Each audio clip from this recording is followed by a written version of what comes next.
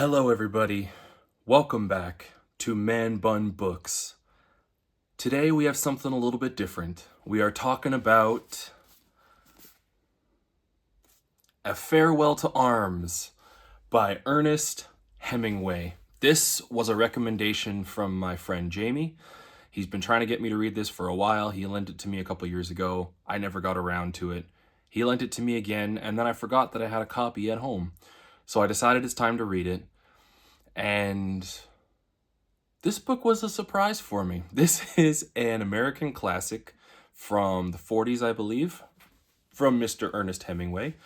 I did some research on it, and it is considered one of Hemingway's greatest works, one of his greatest novels, and he's pretty prolific. He's written a lot of things, very famous author in North American circles and American circles.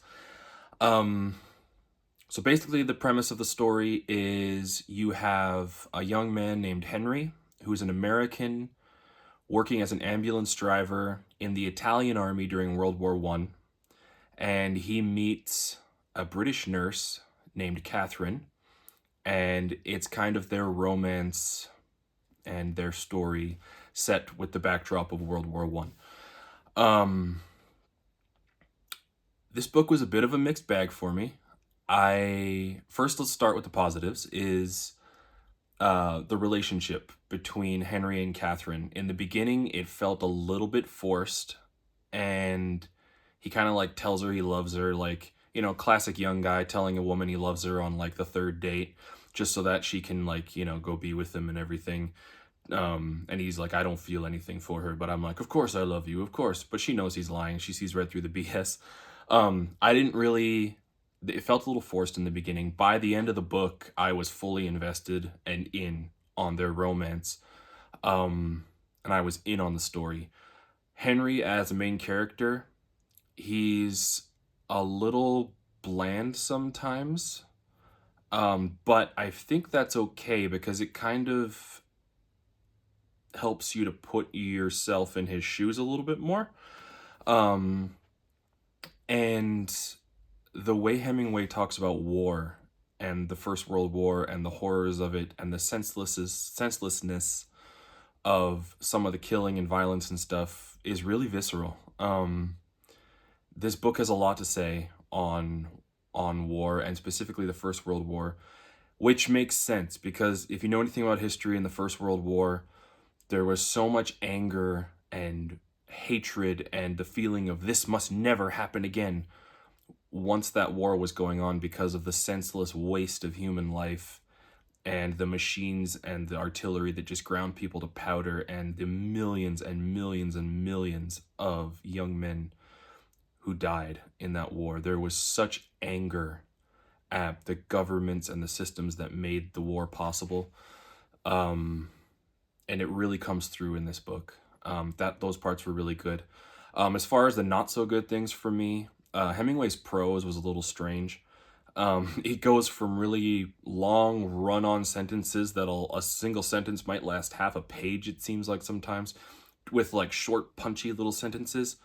It kind of jarred me a little bit sometimes. That might not be a problem for you, but for me, it kind of jarred me a little bit certain times. You'd be in this flowery, you know, whatever, all of a sudden it's like getting hit by a boxing glove all of a sudden. It's kind of jarring, and it took me out of the story a little bit sometimes. But he obviously did something right, because this is a 280-page book, and I read it yesterday, all in a day. So I couldn't put it down. So he's doing something right. Check this out. It was really interesting. I want to talk about some spoilers for a, 80-year-old, something-year-old novel. So if you haven't read or heard of A Farewell to Arms, and you want to read it, maybe go away and come back when you have. If you don't mind it being spoiled, stick around. First thing I want to talk about is, so as you're going through the war, Henry kind of, he meets Catherine, he starts to kind of like her, she likes him, there's something there, you can tell, but then he gets hurt. There's a mortar that explodes and his leg gets hurt, and he ends up in this hospital. And Catherine gets transferred to the hospital, and she's taking care of him and nursing him back to health and everything. And she starts going on the night shift so she can be with him. And all of a sudden she gets the big preggers. Oh no, what are they going to do now? In this era, not cool.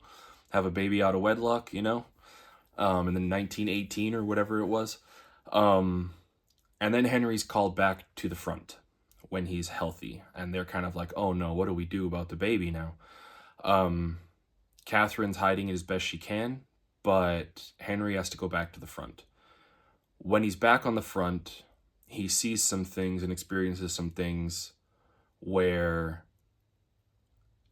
it really disillusions him with this whole war, and he decides he's going to desert when he's in a line of officers that are being questioned, and they're kind of shooting anyone that have left their troops or is foreign, and he's an American, but he kind of looks Austrian or German or whatever. Sometimes some people confuse him for Austrian. So he ends up running, diving into a river, and he's on the run.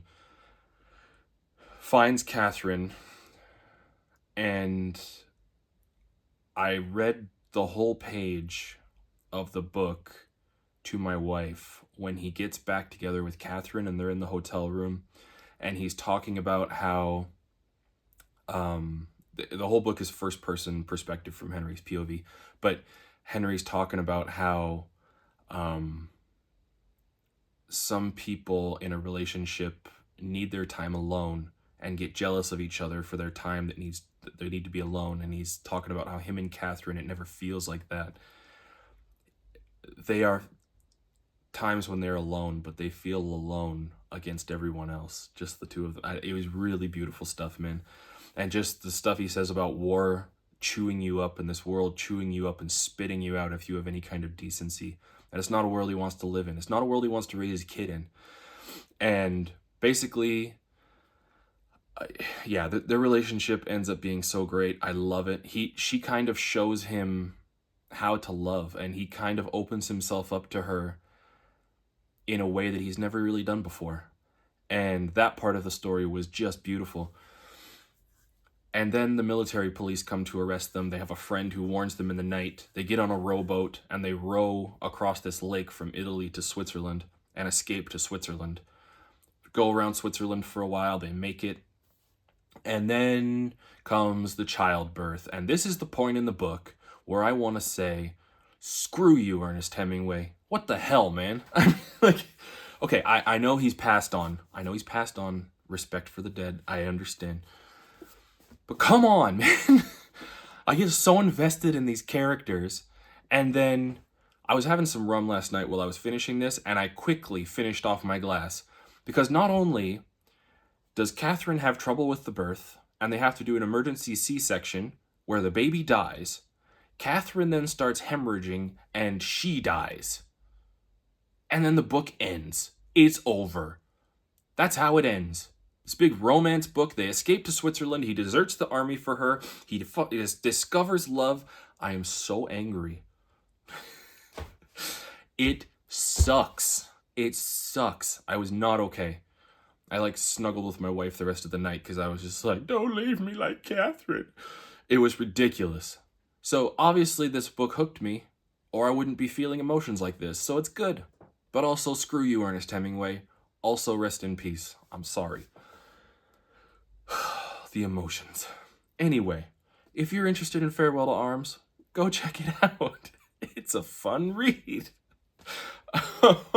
No, seriously though. Pretty decent book. I will be reading some more Hemingway just because this guy has me curious now. I have For Whom the Bells Toll, so I might start that at some point. We'll see. I have some other stuff I want to read first, but Farewell to Arms by Ernest Hemingway. Check it out, and always remember to be kind to each other.